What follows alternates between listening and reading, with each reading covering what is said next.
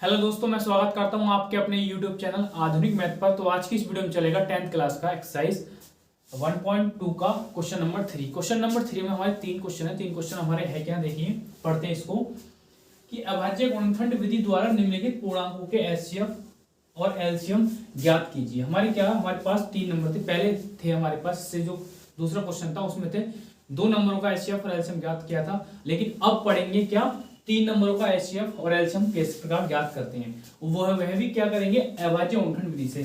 और इसके ऊपर भी देखो, मैं पहले ही बोला था पिछली वीडियो में और अभी बोलूंगा कि अभाज्य गुणनखंड विधि से एचसीएफ और एलसीएम किस प्रकार निकालते हैं, उसकी वीडियो मैं आपको बना चुका हूं पहले, तो उसका लिंक आपको डिस्क्रिप्शन में मिल जाएगा, जाके नहीं देख लेना। तो चलिए अब इन क्वेश्चनों को हल करते हैं। देखिए तो इसमें दे रखा है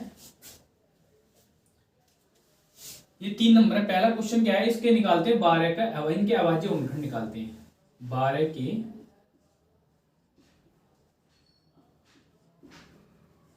अभाज्य गुणनखंड, ठीक है। तो देखिए कैसे निकालते हैं, पहले निकालते हैं 12 की कर लेते हैं अभाज्य गुणनखंड, ठीक है। तो 2 से काटा, अभाज्य संख्या हमारी सबसे छोटी 2 होती है, इसलिए 2 से काटते हैं पहले, फिर 2 से काटा 3 बार, 3 से कटे 1 बार, ठीक है। तो जब तक काटते हैं, जब तक यहाँ 1 आए तो 1 आगे कट गई, तो कट के इसके गुणनखंड क्या है अभाज्य 2 गुणा 2 गुणा 3। अब इसी प्रकार निकालते हैं 15 के अभाज्य गुणनखंड। अभाज्य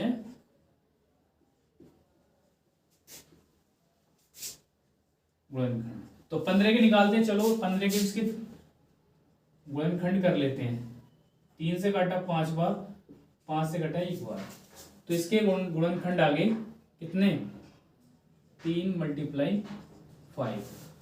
अब करते हैं 21 के अभाज्य गुणनखंड। 21 के क्या आएंगे, देखिए 21 के आएंगे हमारे 3 से कटा 7 बार और 7 से कटा 1 बार, तो ये आए 3 × 7। तो हमने क्या है तीनों नंबरों के जितने नंबरों को हमें एचसीएफ और एलसीएम ज्ञात करने होते हैं अभाज्य गुणनखंड विधि से, उनके फैक्टर को लिख लिया, गुणनखंडों को लिख दिया, अभाज्य गुणनखंड लिख लिए। अब इसके बाद बनाते पेयर कि इन तीनों संख्याओं में तीनों जो उनके गुणनखंड है इनमें क्या इसमें कॉमन उभयनिष्ठ सेम चीज क्या है। देखो हमें पता है कि हमारा क्या बन रहा है, जोड़ा बन रहा है 3 का, ठीक है, और किसी का 1 नहीं रहा इसमें, तो इसका एचसीएफ क्या हो जाएगा, हमारा एचसीएफ हो जाएगा, एचसीएफ हो गया हाईएस्ट कॉमन फैक्टर क्या हो गया इसका, ठीक है। तो देखिए 3, जिसमें इन तीनों में क्या कॉमन था, 3 कॉमन था तीनों में उभयनिष्ठ क्या 3 है, तो इसका 3 एचसीएफ हो गया। अब निकालते हैं एलसीएम। एलसीएम क्या होगा, देखिए एलसीएम क्या होगा, जो इसमें उभयनिष्ठ है जो कॉमन है एचसीएफ है, तो उसको लिख लिया, एचसीएफ को लिख लिया एक बार, तो एचसीएफ लिख लिया। अब उसके बाद एचसीएफ के बाद जो जोड़ा बना था ना, उसके बाद जो हमारे जो गुणनखंड बचे कौन कौन से बचे, 2 बचा, ये दोनों बचे, 5 बचा और एक 7 बचा। इनकी आपस में मल्टीप्लाई कर देते हैं और आंसर हमारा आ जाएगा एलसीएम आ जाएगा तीनों नंबरों का। देखिए 2 दूनी 2, 3 दूनी 6, 6 दूनी 12, 12 पंजे 60, और 60 की जब इसमें 7 से गुणा करेंगे तो क्या आएगा 720 आएगा, सॉरी 420। तो देखिए ये हमारा आंसर आएगा। उतारिए, चलते हैं फिर अगले क्वेश्चन की तरफ। देखिए तो हमें क्या है, देखो वही मेथड है करना, बस हमको क्या है, हमने क्या है नंबर चेंज हो गए, 3 नंबर उसी में, 3 नंबर इसी सवाल में। तो देखिए बारी बारी से क्या करेंगे, 17 क्या करेंगे हम, 17 का निकालेंगे अभाज्य गुणनखंड, इसी प्रकार 23 के निकालेंगे, 29 के निकालेंगे। तो देखिए इनके गुणनखंड निकालते हैं अभाज्य, तो ये क्या है 17 अभाज्य संख्या 17 17 से कटेगी, ठीक है। इसी प्रकार हमारा क्या है दूसरा नंबर 23 हमारी अभाज्य संख्या अभाज्य से कटती 23 से 23 बारी एक बार कटेगी।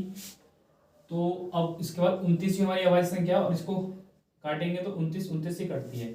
तो इसके देखा हमने इसके गुणनखंड क्या है, इसके 17 आया और ये 1 आया, ठीक है। 1 भी इसका क्या है, हर एक 1 तो सबका होता है, 1 क्या है सबका गुणनखंड होता है, ठीक है। पर देखिए यहाँ पर अब कुछ समझाने के लिए क्या है, अब एक 1 लिखना पड़ेगा। अब निकालते हैं 23 का 1, 29 गुणा 1 हो गया इसके गुणनखंड आ गए। अब जो हमने पीछे सवाल किया था, जैसे कि हम निकाले थे पीछे सवाल था हमारा 8 मान के चलो ऐसे 8 है, 8 के इसके फैक्टर करेंगे गुणनखंड तो 4 आएगा, फिर क्या आएगा 2, फिर 2। तो इसके गुणनखंड ये नहीं है, 2 2 और 2 ये भी नहीं, इसका एक गुणनखंड 1 भी होता है, ठीक है। तो याद रखना, ठीक है। तो अभी क्या है, इसमें तो कुछ कॉमन नहीं आता, अगर मैं इसको नहीं लिखता, मैं इसको नहीं लिखता, ठीक है, तो फिर क्या इसको नहीं लिखता तो क्या इसमें कुछ कॉमन तो दिखता नहीं, सेम दिखता नहीं, तो इसलिए मैं इसको क्या है एक लिखा है। मेरे को देखो इसमें तुम कहोगे भैया कुछ नहीं कॉमन, तो लेकिन अब मैंने एक एक इसीलिए लिख दिया। तो इसमें क्या कॉमन है, क्या इसमें उभयनिष्ठ है इन तीनों में, तो क्या है 1, क्या है 1, तो 1 इसका एचसीएफ आ गया, इन तीनों नंबरों का एचसीएफ आ गया, ठीक है। अब निकालते हैं एलसीएम। तो एलसीएम किस प्रकार निकालते हैं कि जो एक को तो जो एचसीएफ है उसको लिख लिया, अब जो उसके बाद जो गुणनखंड बचे उनको लिखो। 17 बचा, 23, 29, इनके आपस में मल्टीप्लाई कर दीजिए और इसका आंसर हमारा एलसीएम आ जाएगा। देखिए 17 एकम 17, 17 के पहले 23 में मल्टीप्लाई करते हैं, 7 के 21, 2 7 दूनी 14, 16, 1 तिया 3, 1 दूनी 2, 1 9 3 बचा, इतना आ गया। जब 17 21 में करेंगे 23 में 391 आ गया। अब 391 की 29 में करते हैं, 9 81, 9 के 27, 27 35, 2 18, हासिल का 1 और 1 7, तो कितना आ गया 9 3 और कितना हो गया 13, हासिल का 1 11, इतना आ गया। कितना ये आ गया 11 339, ये इसका क्या आ गया एलसीएम, ये क्या इसका एचसीएफ। उतारिए इसकी, देखते हैं फिर अगला क्वेश्चन। देखिए तो तीसरा क्वेश्चन क्या है, देखो कुछ नहीं है, नंबर बदला है, वही करना है जो पहले किया था दोनों क्वेश्चनों में कि 8। देखो 8 का मैंने एग्जांपल लगा दिखाया था, वो इसमें था तीसरे वाले में कि 8 का एक भी गुणनखंड होता है, 8 का एक भी गुणनखंड होता है, एक तो सबका होता है, ठीक है, तो समझाया था। अब देखो 8 के, चलो उसमें मैं हाँ भी समझा देता हूँ, पीछे बताया था अभी मैंने पीछे वाले सवाल में करके, इसके गुणनखंड क्या आए थे, ये आए थे। अब इसी प्रकार निकालते हैं 9 के, अब 25 के निकालते हैं, तो 5 से काटा 5 बार, 5 से काटा 1 बार।